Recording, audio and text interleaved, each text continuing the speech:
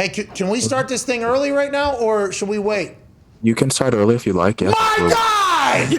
My dude! Say your name and your outlet, and you can begin. Hi, my name is Patrick McAfee, alongside Peyton Manning here at the Pat McAfee Show, and we are pleased to be joined by an absolute icon, a man who has accomplished everything. His show, Entourage, shaped my entire life, literally and figuratively. On to talk about his new movie, Uncharted, which is in theaters everywhere February 18th. An absolute thriller about finding treasures and reading clues alongside fucking Spider-Man. Ladies and gentlemen, Mark Wahlberg. Wow, what an introduction. Huh? Pretty good. Absolutely, that's fantastic. Oh, thank you, man. You deserve all of that and more. I wish I could have gave you a little bit more. Uncharted's going to be good. You in the middle of a press run right now? Yeah. Yeah, we're promoting the tour, but the Buffer Brothers have nothing on you. That was fantastic. Oh, thank you. Anytime, that was good. Hey, you make a lot of movies. You need a white to introduce you ever. Let me know. I'm ready to go. Thank you, buddy. How you guys doing? Hey, not too shabby. How are you? Very busy with this? This movie looks unbelievable. We weren't able to Yeah, we're excited about it. It's something that's been in the making for quite some time. So between, anticipating, Uncharted coming out to theaters February 18th and now waiting to hear what Aaron Rodgers does next and when he announces it on your show, we're excited. I'm on pins and needles here. That's good news. Hey, obviously you have a sweet stash right now. I know you're doing something with that. You have like a little Twitter challenge, right? Can you explain that? Yeah, we made the movie Uncharted. Obviously, it's beloved. Over 40 million video games sold, and the character Sully is quite iconic in his look with the mustache. In the beginning of the movie, I don't have the mustache, and I kind of transition into what people know from the game as Sully with the stash. So I wore the mustache at the end of the film, and then I wore it for another film, and then I was like, you know what? I want to remind people that I was the Sully, and then also my sister and my brothers think I look so much like my dad with the mustache that I'm just, honoring him. And so, I'm wearing the stash till the movie comes out. Great. Hey, keep that thing around. Yeah. I know you got to do a lot of different. My wife hated it at first, and now she's digging it. And so we're challenging other people to annoy their significant others and wear a mustache as well. Well, if I had the ability to grow one that looked like that, I would definitely shave the rest of my face. If I was as attractive as you, I would do the same thing. Can I talk about your range, though? You're either the most wholesome dude in a movie or the fucking baddest of all dudes of all time. And in this one, it feels like, and we didn't get to see the screener last night because the ice storm that came through, but we saw the trailer, we read about it. I think you got both going on in this particular movie. I think you're the mentor, the wholesome guy, and then I think I seen you fucking some people up in there too, Mark. Let's go. Yeah, he's also the least trustworthy guy in the world, but as you chip away at him, this kind of treasure hunting world is very cutthroat. And so, but he does, if you chipped away at him, he realized that he has a heart of gold. So it's amazing that Tom and I kind of butt heads the whole time. And then, it's great for people to see us come together as a team. Okay, no spoilers. That was smart. Mark, quick pivot. What do you think about Mac Jones and the Patriots and what they're going to do going forward? Well, they went on that run there, and I thought, oh my God, Mac Jones, dude, first year out of the gate, this guy's going to the playoffs, and he's going to be fantastic. And they hit a bit of a road bump there, but I still think he's got a shot. He's super talented. Didn't end up having the season that I had hoped. That Buffalo game was pretty tough, but he's got talented potential. It's just crazy now. If you look at Joe Burrow, you look at Patrick Mahomes, and you look at Josh Allen. I mean, those guys are so mobile. They got cannons. It's just a different level right now. Let's talk about a 1,000-yard rushing quarterback that you got to see a lot, Tom Brady. He obviously announces his retirement here just a few days ago. I assume you and him are very tight. You are friends. What is it like to watch your friend retire from being the greatest of all time? And he's probably going to go on to make $1 bazillion after football, but not seeing him on the field is going to be a little bit different, I assume, for you. Yeah, I was kind of surprised. I was hoping that they were going to have one more go at it and visit one more Super Bowl. But he's done so much obviously for New England, the fan base there, what he did for Tampa in the 2 years that he was there, and what he did for football as a whole. I'm happy for him. He's retiring. He go on and enjoy the rest of his life, and look forward to seeing what else he's going to do. It's just one of those things where I'm surprised it only took him 22 years to get that 1,000 yards. It would take him 25 to get there, but what an accomplishment, what a career. And, you know, I'm excited to see what he does next. So we have a picture of your daily schedule. Okay, we read this. I have a lot of respect for you, Mark. I think you've accomplished so much, and obviously you seem to be everywhere at all times. Is any of this real? Like, is this real? This is what you do every single goddamn day, Mark? It's not every single day. It's what I was doing at the time. But they misinterpreted some stuff. I think if you look at that schedule closely, it has me being in the shower for 45 minutes, which is not the case. But I was getting up at 2:30. I mean, today I got up at 2:45. I got a lot of stuff to do before I go to work. I want to get my training in, all my prayer time, or whatever else I need to do before I start my day, getting the kids up for school, which is no easy task. But, you know, the last movie I did, I put on 30 pounds. So I was just kind of eating and, you know, stuff in my face. It really just depends on what I'm doing for work or what, you know, the next role that I'm playing calls for in preparation. When did you get to this point? Do you have a look back and when you became like this super businessman, tightened up, or has this always been the way you've operated? Have you always been this? Well, yeah. I've always been a bit of a go-getter and pretty ambitious. I mean, even, you know, people ask me a lot about my video game history because this movie's based on a game. I mean, to get a quarter out of my dad was not an easy thing to go and play Asteroids one time. And then if I wanted to shovel snow or sell newspapers or do anything else, odd jobs, I was always kind of getting after it. The only way I could make something happen is if I went out there and kind of did it myself. So I've just applied that work ethic to what I do now, and it works. So I don't want to change it. I don't want to, you know, defer from it. Amen. Mark, this guy that you're talking to in the tank top, Pat thinks that he can make the senior PGA Tour someday. I know you're a very avid golfer, very good golfer. What do you think the chances are on someone like him all of a sudden becoming an elite golfer and making the tour? What's his deal?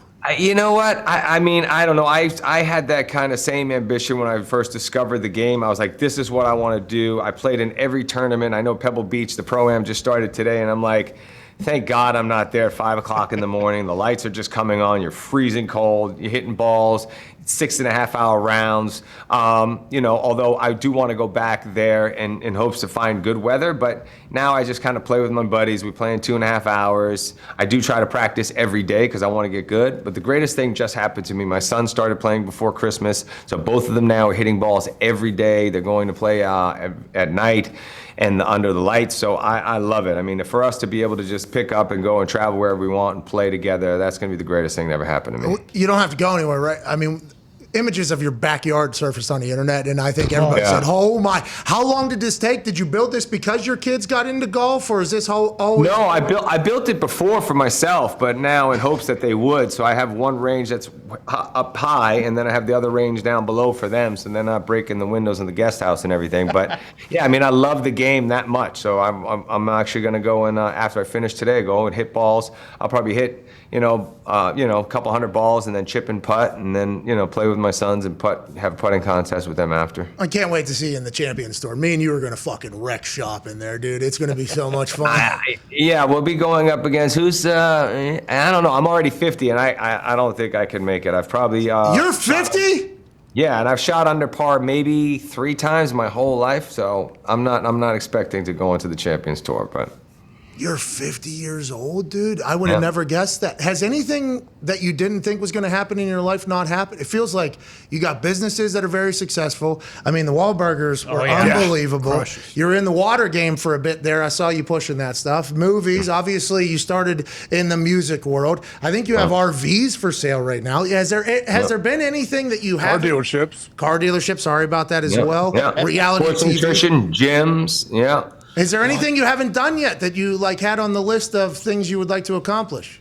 No, but I mean, all the things that I do are things that I have a real passion for and that I kind of live on a daily basis. So I don't really do too many things that are. I mean, I have a portfolio and I got a guy who kind of makes some investments for me on a passive level. But I like to be involved and get in there and make things happen. So I just I do things that I love and that I'm passionate about, and I love to build business. I've always had that kind of entrepreneurial spirit. So, but I'd like to just make more movies where I live, so I can spend less time away from home and my family. Yeah, I think I read Uncharted. You filmed in Spain and some other places I couldn't pronounce. Yeah, Spain, Berlin, Madrid, and other parts of Spain during the pandemic, which was tough because you're in these beautiful locations, but you don't get to really go anywhere or do anything.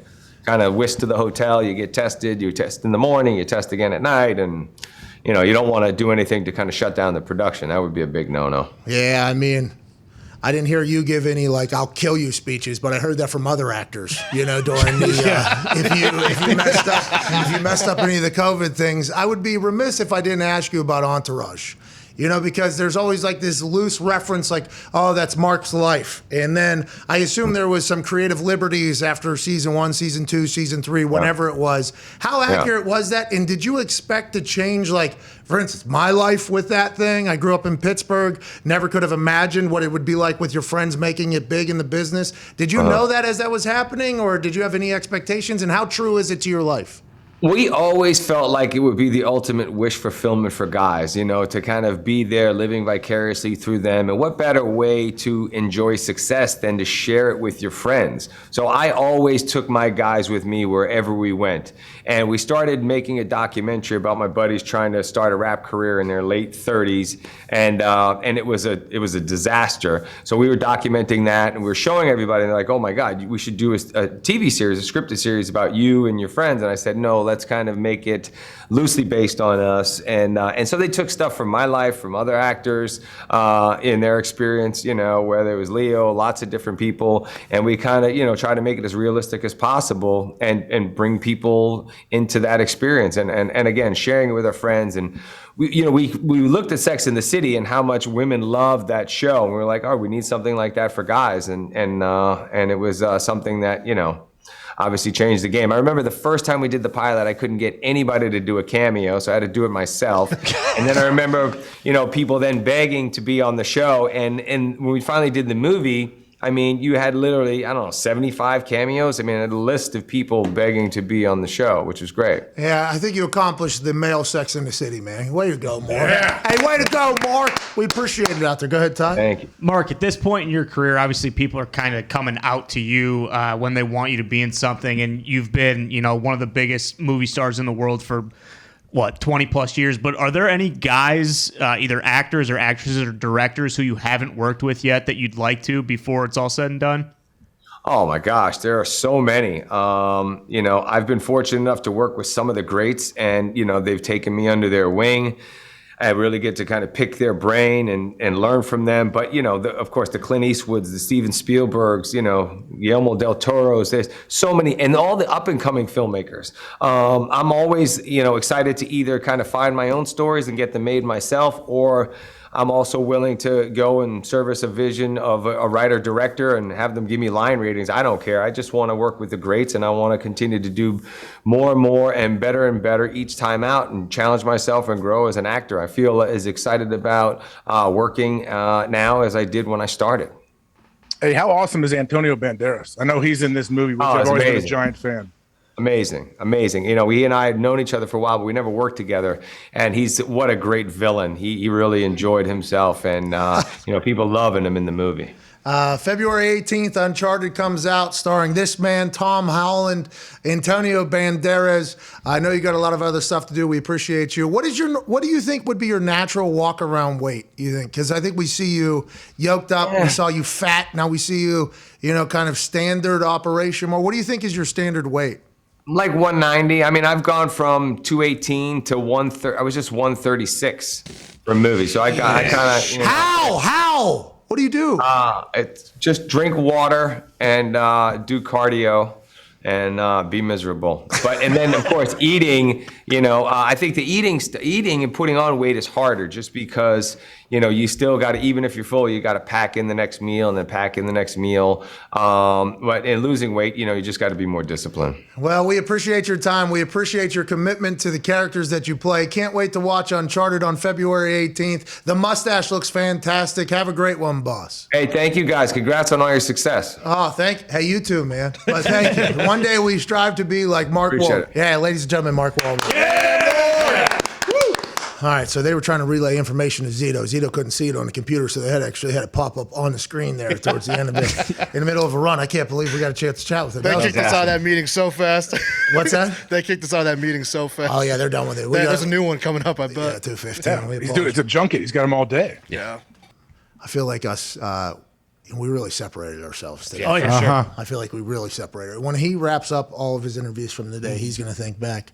That one that just started awkwardly at 1:58. Oh, Sorry to serious listeners. Mark Wahlberg showed up in our Zoom call. Mark waits for nobody. He showed up early, and it was like, all right, we might as well just go ahead and do this entire thing. How about that? If he's just posted up there talking all day, I could see how that could get a bit relentless. I'm gonna watch Uncharted though. Imagine being 60, walking around 60 pounds less than your normal walking around weight. Yeah, 130. What movie did he do? Obviously, it hasn't come out yet. I think it's on. I saw a trailer for one on Apple. I believe Apple Plus. He's got some movie he's starring in is coming out. I think this week as well with Uncharted coming out too.